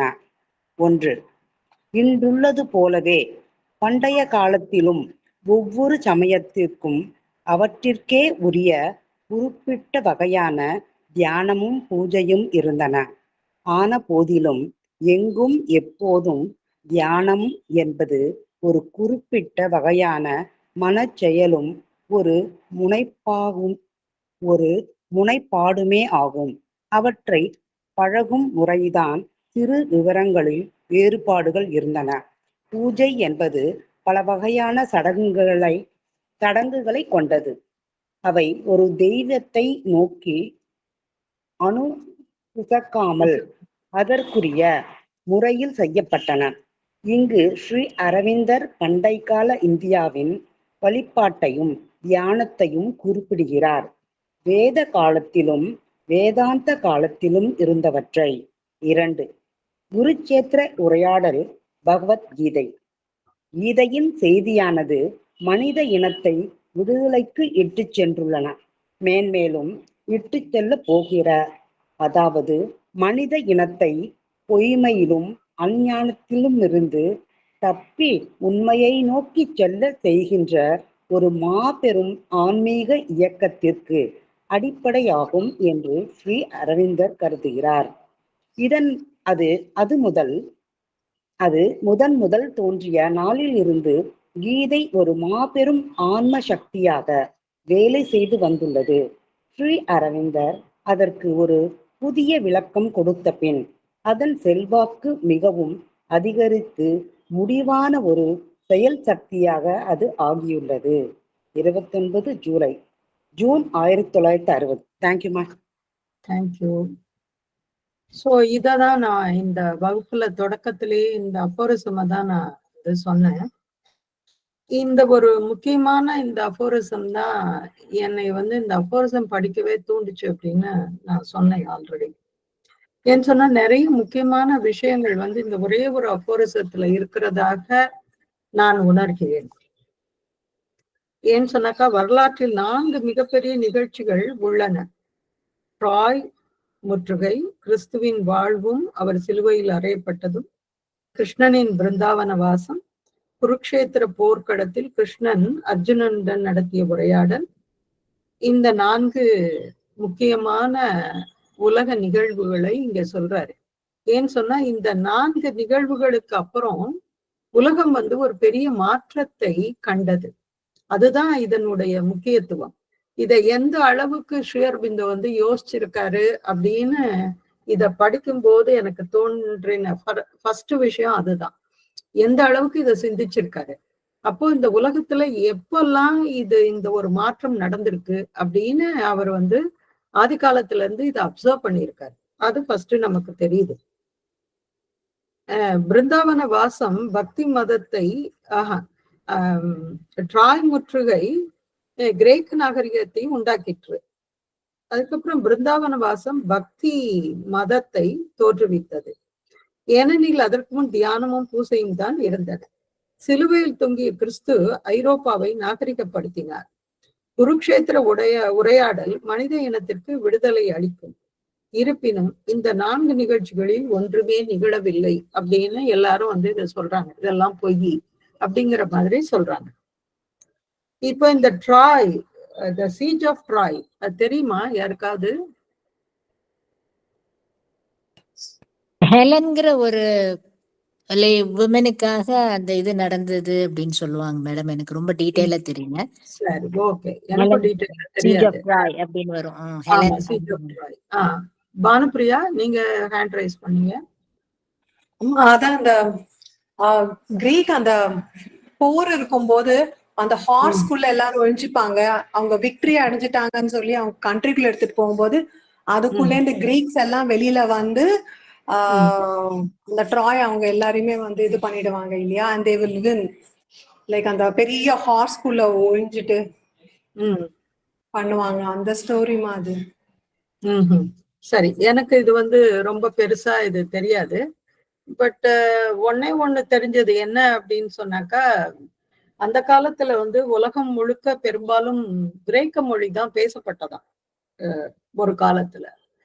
அதனால மற்ற மொழி பேசுபவர்களை அவர்கள் வந்து என்னவோ பார்பார்னு சொல்லுவாங்க. அதாவது பார்பேரியன் அப்படின்னு நம்ம சொல்றோம் இல்லையா, ஒரு காட்டுமிராண்டித்தனமானவர்கள் அப்படிங்கிற மாதிரி. சோ இந்த முற்றுகைக்கு அப்புறம் என்னாச்சுன்னா, அந்த நாடு ஒரு தனிப்பட்ட ஒரு நாடாக ஆகிவிட்டது. அது வந்து அந்த நாகரிகத்தின் ஒரு உச்சத்திற்கு அதுக்கப்புறமா அது போச்சு அப்படிங்கிற மாதிரி நான் படிச்சேன். எனக்கு மற்றபடி ரொம்ப அது டீட்டெயில் தெரியல. சோ அது ஒண்ணு. இது வந்து என்னன்னாக்கா, அந்த கிரேக்க நாகரிகத்தின் அந்த ஒரு இது வளர்ச்சிக்கு அது காரணமாக இருந்தது. அது ஒண்ணு. கிறிஸ்துவின் வாழ்வும் அவர் சிலுவையில் அறையப்பட்டதும் இது வந்து என்னன்னா, அவ்வளவு ஒரு இந்த இந்த இந்த பார்பேரியனிசம் நம்ம சொல்லுவோம்ல, கொஞ்சம் கூட ஒரு கருணையே இல்லாம, இரக்கமே இல்லாம, அவர் என்னதான் தப்பு செஞ்சிருந்தாலும் அது ஒரு மனுஷனா அவரை நடத்தாம, இது மாதிரி சிலுவையில அவரை அரைஞ்சு அந்த சிலுவையை இழுக்க வச்சு, சோ அந்த மனித தன்மை அப்படிங்கிறது அந்த என்ன அந்த கொடூரம் அது வந்து போச்சு. ஏன்னா அதுக்கப்புறம் தான் கொஞ்சம் ஒரு மாதிரி நாகரிகமா மனிதன் வந்து நடந்துக்க ஆரம்பிச்சான் அப்படின்னு சொல்றாரு. அதுக்கப்புறம் கிருஷ்ணனின் பிருந்தாவன வாசம். இதுல என்ன அப்படின்னு சொன்னாக்கா, இன்னொன்னு நமக்கு தெரியும். மகாபாரத அந்த குருக்ஷேத்திர யுத்தத்துல பகவத்கீதையை வந்து கிருஷ்ணர் உரைத்தது அது நமக்கு தெரியும். இந்த கிருஷ்ணனுடைய பிறப்பிற்கு அப்புறம், அதாவது மகாபாரதத்துக்கு அப்புறம் தான், இந்த போருக்கு அப்புறம் தான் இந்த ஒரு பக்தி மூவ்மெண்ட் அப்படிங்கிறது கிருஷ்ணாவதாரத்திற்கு பின் தான் நடந்தது. அதுக்கு முன்னாடி இந்தியாவுல வந்து அது மாதிரியான இந்த பக்தி யோகம் அப்படின்னு கூட நம்ம சொல்லலாம். அந்த டிவோஷனல் யோகா அது வந்து நம்முடைய இந்திய வரலாற்றுல அது இல்லை முன்னாடி. ஏன்னா வேத காலத்துல நடந்தது எல்லாமே ஒரு முறைப்படி நம்ம வந்து வாழ்க்கை நடத்துவது, இல்லாட்டி இயற்கையை வழிபடுவது, இயற்கையை வந்து கடவுளாக நினைத்து அதற்கான இந்த பூஜைகளும் மற்றவற்றையும் செய்வது, இப்படிதான் நம்முடைய கலாச்சாரம் வந்து ஒரு காலத்துல இருந்தது. அதுக்கப்புறம் தான் இது வந்து ஒரு பக்தி வழிபாட்டு முறையாக கிருஷ்ண அவதாரத்திற்கு பின் தான் இந்த இது உதயமாச்சு அப்படிங்கிறது. இது ஒரு முக்கியமான தகவலாக எனக்கு ரொம்ப ஆச்சரியத்தை கொடுத்தது. இதை முதன் முதலாக படிக்கும்போது. அதுக்கு முன்னாடி இது இல்லை இந்தியாவுல அப்படிங்கிறது. அப்போ இது போல இந்த அபோரிசம் வந்து இப்படி சொல்றாரு. அப்போ அதற்கு முன் தியானமும் பூசையும் தான் இருந்தன. சிலுவையில் தொங்கிய கிறிஸ்து ஐரோப்பாவை நாகரிகப்படுத்தினார். அதுக்கு முன்னாடி அவங்க அப்படிதான் அவ்வளோ இழிவான ஒரு மனுஷன்னு கூட அவங்க சொல்ல முடியாது, அவ்வளவு மோசமா நடந்துகிட்டாங்க. குருக்ஷேத்திர உரையாடல் மனித இனத்திற்கு விடுதலை அளித்தல். அது வந்து அது நமக்கே தெரியும். ஏன்னு சொன்னா, சிலருக்கு நமக்கெல்லாம் தோணும், எப்பதான் இதெல்லாம் முடியும், பிறக்கிறது, இறக்குறது, பிறந்தது, அதுக்கப்புறம் படிக்கிறது, ஒரு வேலைக்கு போறது, திருமணமாதல், அதுக்கப்புறம் குழந்தை பிறக்கிறது, திருப்பி அதை படிக்க வைக்கிறது, அதை பெருசாக்குறது, நமக்கு மூப்பு, கடைசியில இறப்பு. இந்த சைக்கிள் என்னைக்கு முடியும்? இது என்னைக்கு முடியும்? யாருக்காவது தெரியுமா? இல்லாட்டி கிருஷ்ணர் என்ன சொன்னார்னு தெரியுமா?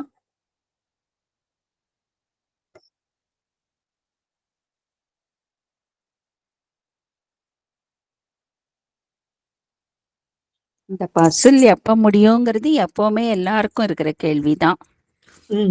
ஆமாமா. அதுக்கு யாரு இன்னும் நல்லா தெளிவா நமக்கு பதில் தெரிஞ்சுட்டா அப்புறம் எல்லாம் ஆனந்தமே.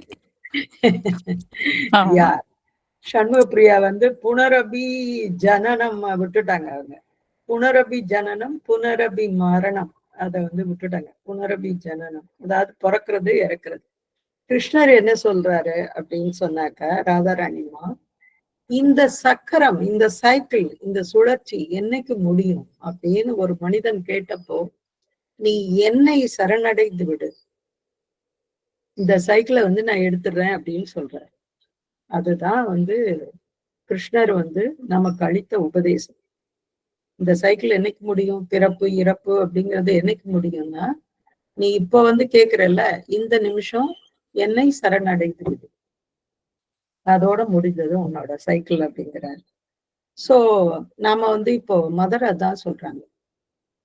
நம்ம என்ன சொல்றோம்? Mother Sri Aurobindo is my refuge அப்படின்னு ஒரு வார்த்தை சொல்றோம். அவங்கதான் எனக்கு அடைக்கலம் அப்படின்னு சொல்றோம். சரண்டர் டு த மதர் அப்படின்னு நம்ம பேசுறோம். இந்த சரணாகதி தத்துவமே வந்தது இந்த பகவத்கீதையின் மூலமாக தான், கிருஷ்ணனின் மூலமாக தான் இந்த சரணாகதி தத்துவமும் வந்தது. பகவானுக்கு கிடைச்சதும் அதே தான் இல்லையா? பகவானுடைய இதுல நம்ம பார்க்கிறோம். நான் முதல்லயே சொன்ன மாதிரி அன்னை வந்து பகவானை கிருஷ்ணராக பார்த்தார். முதல் சந்திப்பிலேயே என்ன நடந்தது? மார்ச் 29, 1914 என்ன நடந்தது? யாராவது சொல்லுங்க. அது என்ன நாள்? உடனே ஃபுல்லா டோட்டலா சரண்டர் ஆயிட்டாங்க அவங்க. அன்னை முதலாக பகவானை தரிசித்த நாள். அப்ப பகவான் வந்து அந்த படியில மேல நின்னுட்டு இருந்தார். அன்னை வருகைக்காக அவர் காத்து கொண்டிருந்தார். அப்ப அன்னை ஒண்ணுமே பேசவே இல்லை. தான் கனவில் பார்த்த கிருஷ்ணா இவர்தான் அப்படிங்கறது அவங்களுக்கு பார்த்த உடனே தெரிஞ்சது. வேற ஒண்ணுமே செய்யல. சாஷ்டாங்கமா நான் நமஸ்காரம் பண்ணேன் அப்படின்னு சொல்றாங்க. இந்தியர்கள் இப்படிதான் செய்வாங்கன்னு எனக்கு தெரியாது. But I did that. நான் அப்படிதான் செஞ்சேன். நான் அப்படி வந்து பகவானுக்கு முழுமையாக என்னை அர்ப்பணித்தேன் அப்படின்னு அன்னை எழுதுறாங்க. சோ அப்படிதான் அந்த சைக்கிள் வந்து அப்பதான் முடியும். ராதா ராணிமா சொல்றேன்னா ஆன்சரை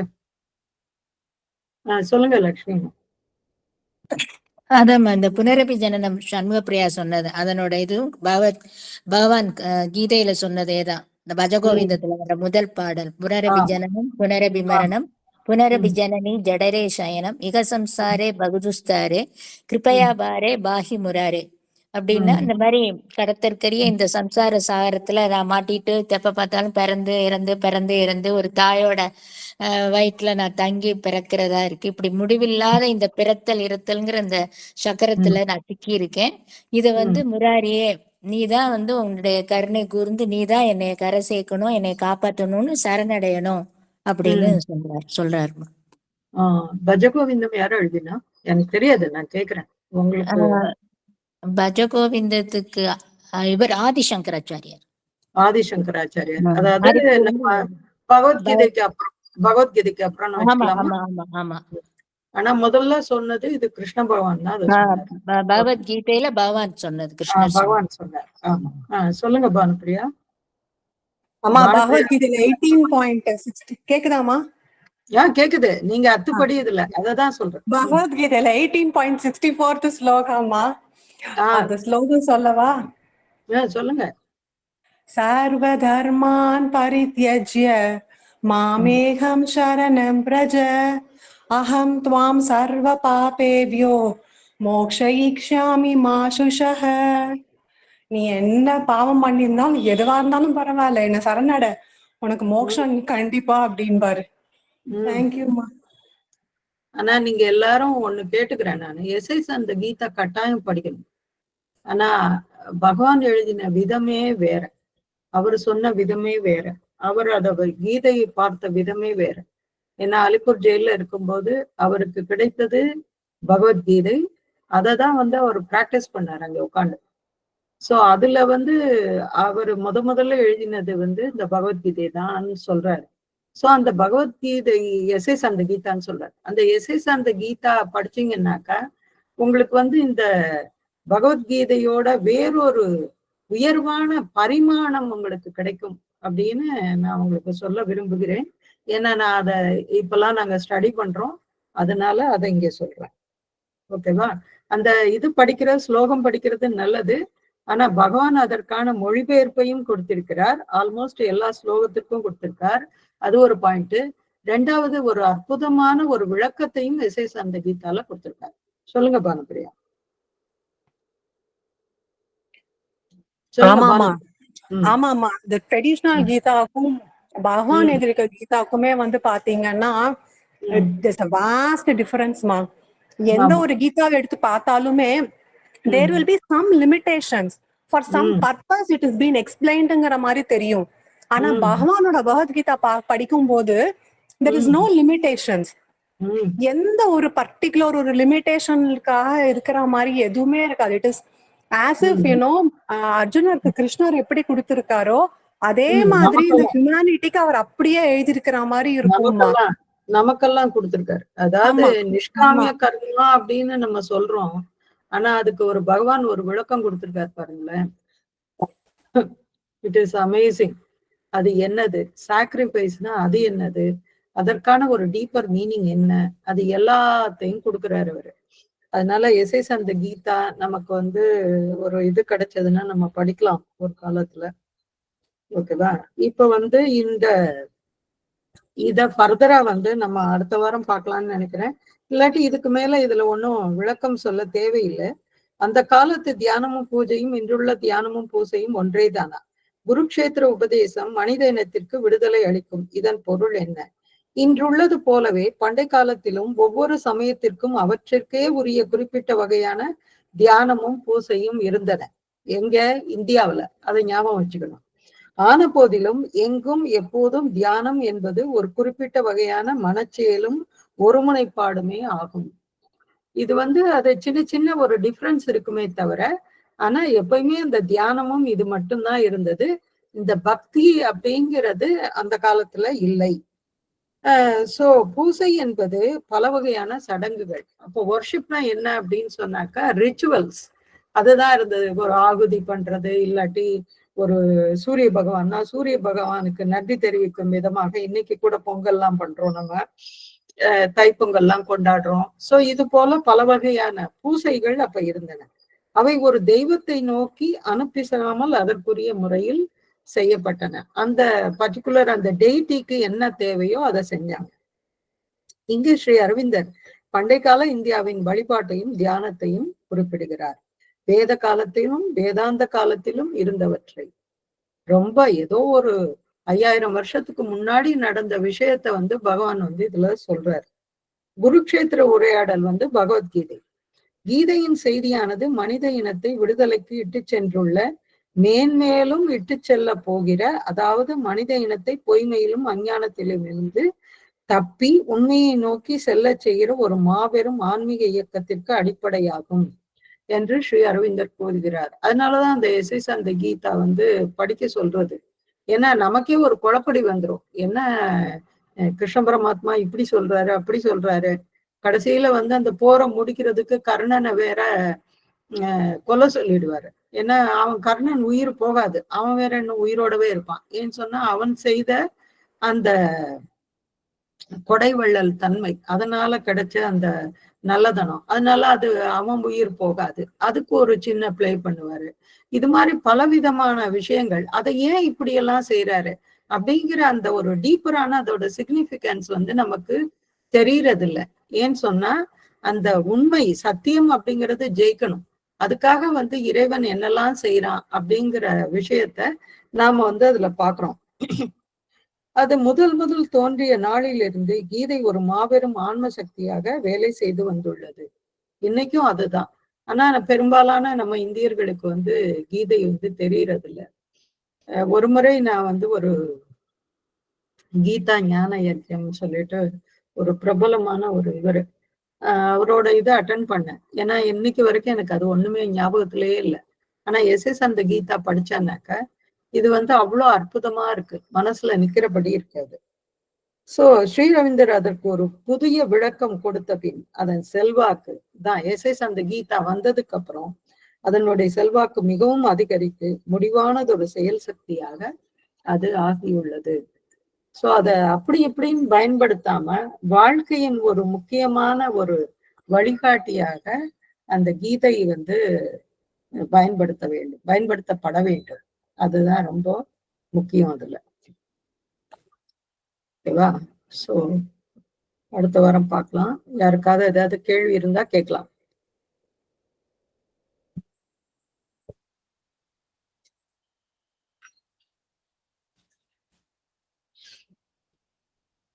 So, இன்னைக்கு வசந்தம்மா இல்ல, மிஸ்ஸிங் அவங்க.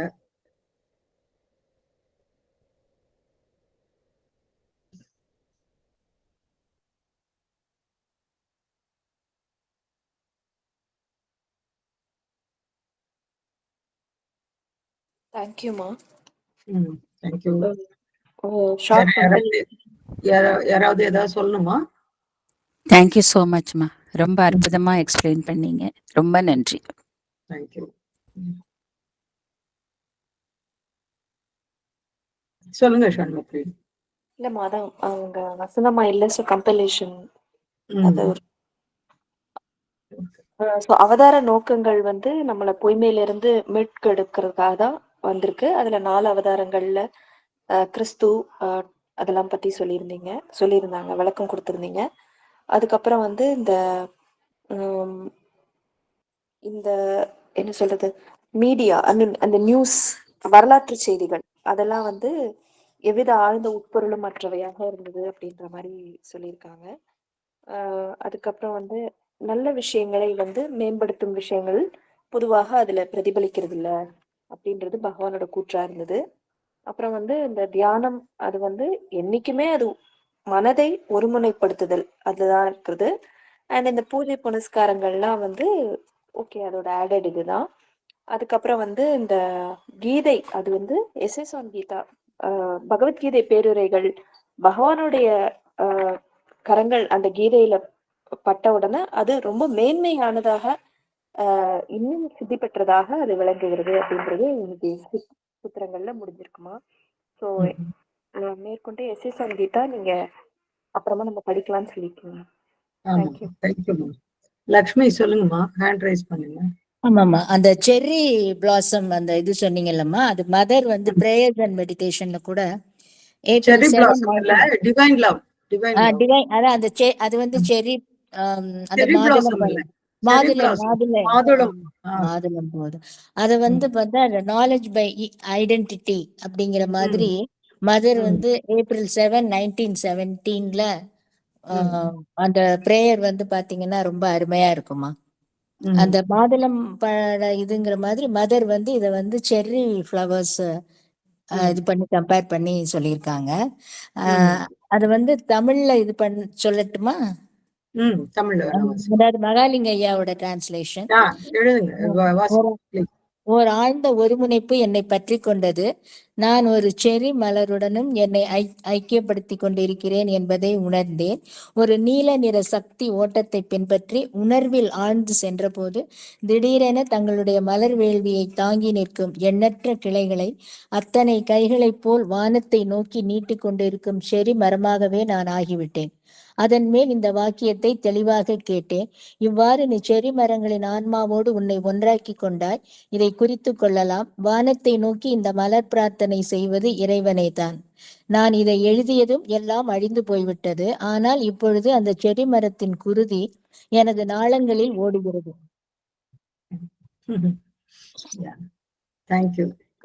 ஆனால் அந்த செர்ரி மரத்தின் குருதி எனது நாளங்களில் ஓடுகிறது. அதனுடன் இணையற்றது ஒரு சாந்தியும் சக்தியும் பாய்கிறது. மனித உடலுக்கும் ஒரு மரத்தின் உடலுக்கும் இடையே என்ன வேறுபாடு இருக்கிறது? உண்மையில் ஒன்றுமில்லை. அவற்றிற்கு உயிரளிக்கும் உணர்வு ஒன்றேதான். அதன் மேல் செர்ரி மரம் என் செவியில் ரகசியமாய் சொன்னது, வசந்த காலத்தின் குழப்பங்களுக்கெல்லாம் மருந்து செர்ரி மலரில் தான் உள்ளது. அந்த நாலேஜ் பை ஐடென்டிட்டி, அந்த ஆன்மீகவாதி எப்படி போய் அந்த மாதுளை மரத்து இது கீழே ஒளிஞ்சு அவருடைய பிளட் எல்லாம் அப்படி இதுவானுச்சு, அந்த ஐடென்டிட்டி. அதே இது எனக்கு வந்து சொல்லணும்னு தோணுச்சு. Whether it is correct R not, I just want to share. Right. Thank you for sharing. அற்புதம். ஓகே, நன்றி. ஸோ எல்லாருக்கும் தரிசன நாள் வாழ்த்துக்கள். நாள் அன்னைக்கு வந்து சித்தி டே, வெற்றி திருநாள். ஸோ அனைவருக்கும் வெற்றி கிட்டட்டும். நன்றி, வணக்கம். தேங்க்யூ அம்மா. தேங்க்யூமா. Thank you. Thank you ma'am. Thank you ma'am. Thank you ma'am. நன்றி மேம்.